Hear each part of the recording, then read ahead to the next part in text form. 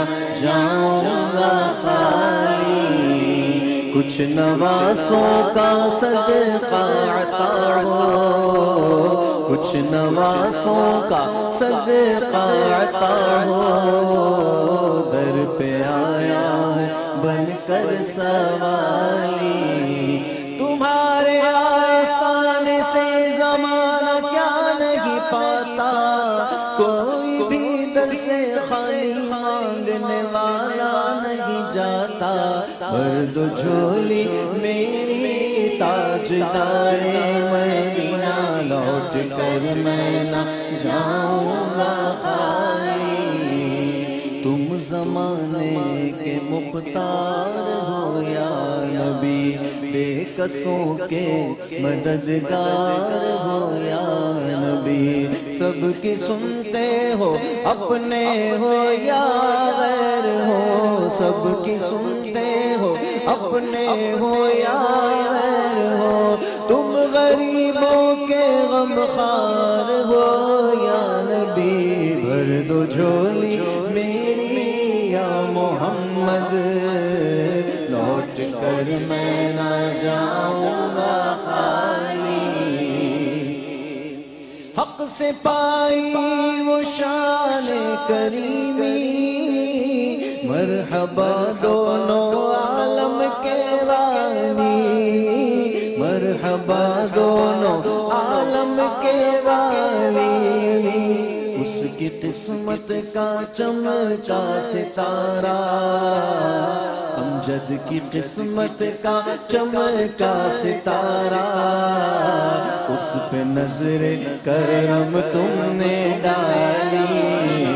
بھر دو جھولی میری تاجدار مدینہ، لوٹ کر میں نہ جاؤں گا خالی، حشر میں ان کو دیکھیں گے جس دم، امتی یہ کہیں گے خوشی سے، ہاں امتی یہ کہیں گے خوشی سے، آ رہے ہیں وہ دیکھو محمد، آ رہے ہیں وہ دیکھو محمد، جن کی ہے شان سب سے نرالی، کچھ نواسوں کا صدقہ عطا ہو، کچھ نواسوں کا صدقہ عطا ہو، در پہ آیا ہوں میں بن کر سوالی۔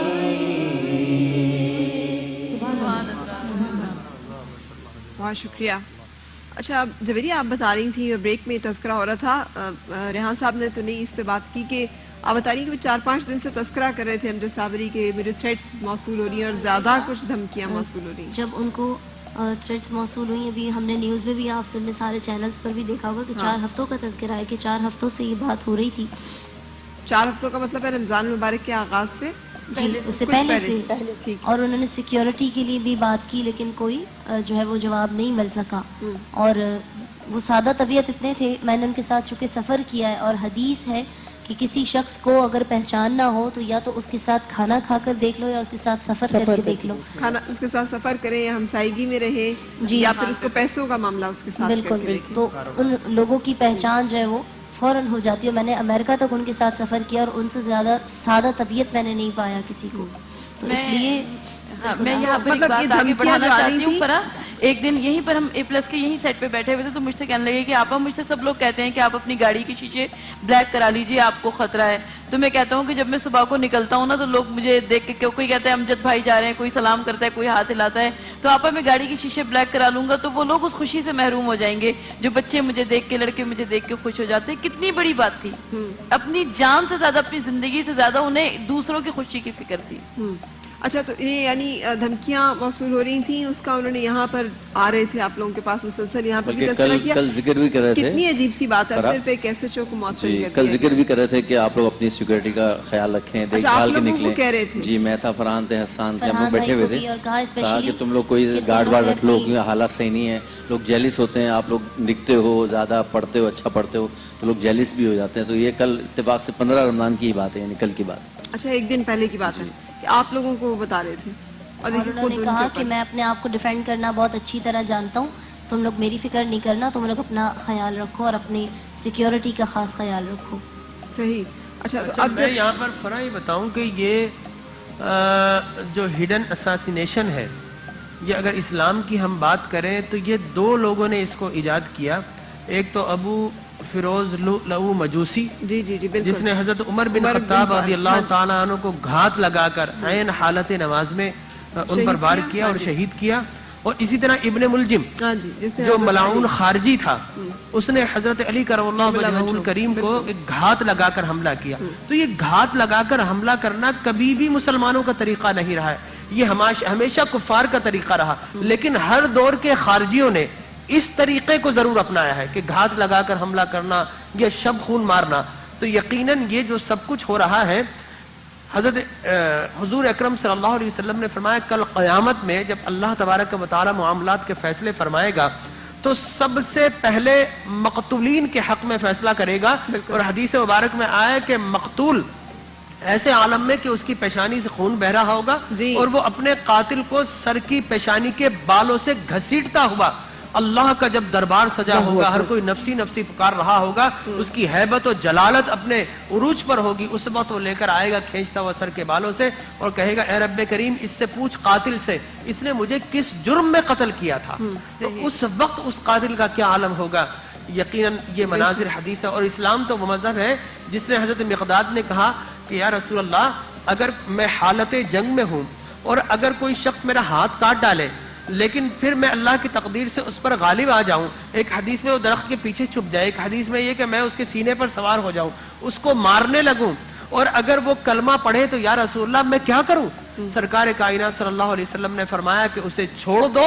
فرمایا رسول اللہ دل سے تو نہیں پڑھا؟ آپ نے فرمایا نہیں، اس نے اگر کلمہ پڑھ لیا ہے تو اے مقداد اس کو چھوڑ دو. کل کلمہ طیبہ کی وہ ڈھال لے کر اگر اللہ کی بارگاہ میں آ گیا تو تم کیا جواب دو گے؟ لہذا ایسا نہ ہو کہ کل قیامت میں تم اس کی جگہ پر کھڑے اور وہ تمہاری جگہ پر کھڑا. بالکل صحیح. اور یہ صحیح بخاری کی حدیث ہے، حضرت عبداللہ بن عباس سے مروی ہے کہ ہاں جی کہ رسول پاک صلی اللہ علیہ وسلم نے فرمایا کہ مجھے یہ شک ہے، مجھے ڈر ہے کہ میرے بعد تم ایک دوسرے کو قتل کر کے کفر نہ کرنے لگو. سو ایک قتل کرنا اور خون ناحق جو ہے اسے کفر آپ صلی اللہ علیہ وسلم کے الفاظ ہیں. میں اس بات کو یوں آگے بڑھانا چاہوں گی کہ جو ظلم پہ لعنت نہ کرے آپ نہیں ہیں، جو جبر کا منکر نہیں وہ منکر دی ہیں. آج مجھ کو سب افراد یہاں پر موجود ہیں جو کیمرے کے پیچھے ہیں، وہ بھی ہم سب کو یقیناً مذمت کرنی چاہیے اور مسلسل سب مذمت کر رہے ہیں. بہت بڑا نقصان اور ہوا ہے سیکیورٹی بھی فراہم کرنی چاہیے. اگر کوئی ہمارے ملک کے ایسے نامور لوگ ہیں جو اگر خطرہ ان کو درپیش ہے اور دشمن بھلے داخلی انتشار ہے یا خارجی عوامل ہیں، پوری کوششوں میں تو چراغ کو گل کر ہمارے لوگ ہیں، ہمارے ملک اقبال نے کہا نا میں جو سوختہ سمر رہا ہوں تو یہ روز سیاہ میرے ہی گھر کے چراغاں نے دکھایا ہے مجھے، کافر میری تذلیل نہ کر سکتا تھا کبھی، یہ دن مسلمان نے دکھایا ہے مجھے. اللہ تعالیٰ ہم سب کو معاف کرے. آج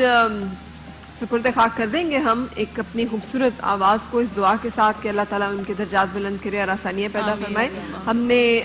اپنے لیے ہم نے دعا کی ہے ان کے لیے بھی اور اپنے لیے بھی ہم دعا کرتے ہیں کہ اللہ تعالیٰ اس عرض پاک پہ کسی کو بھی اس طرح کی تکلیف جس طرح سے کہ آج امجد صابری کا خاندان صحرا ہے نہ برداشت کرنی پڑے. ہر ایک جان، ہر ایک کی عزت، ہر ایک کی آبرو، ہر ایک کا مال جو ہے وہ محفوظ رہے، جو کہ اللہ تعالیٰ کی طرف سے حرمت ہے ایک مسلمان کی دوسرے مسلمان کی طرف، اور اس کے لیے مناسب بندوبست بھی کیا جائے. سب کی تشریف آوری کا بہت شکریہ. آپ سب لوگ تو ان کے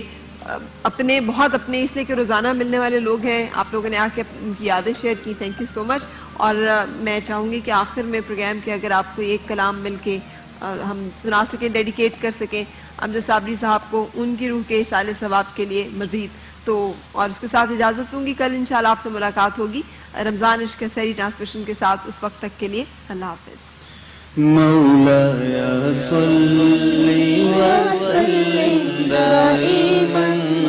ابدا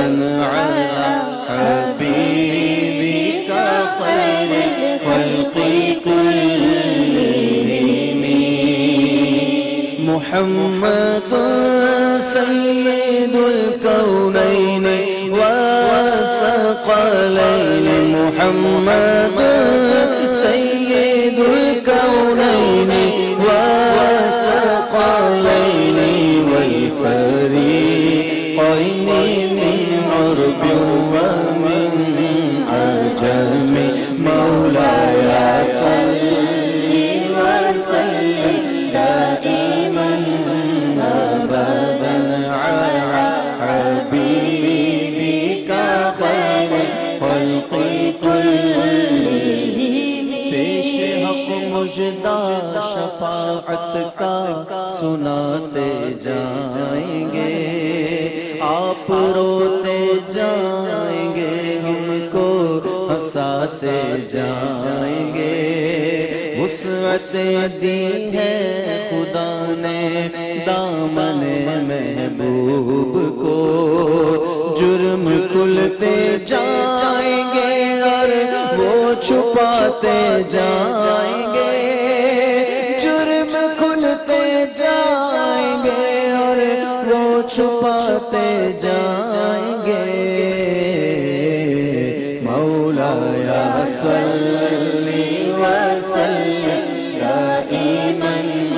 ابدا على حبيبك خير الخلق كلهم يا ربي بالمصطفى بلغ مقاصدنا يا ربي بالمصطفى بلغ مقاصدنا واغفر لنا ما مضى يا واسع الكرم مولاي صل وسلم دائما ابدا على حبيبك خير الخلق كلهم مصطفى جان رحمت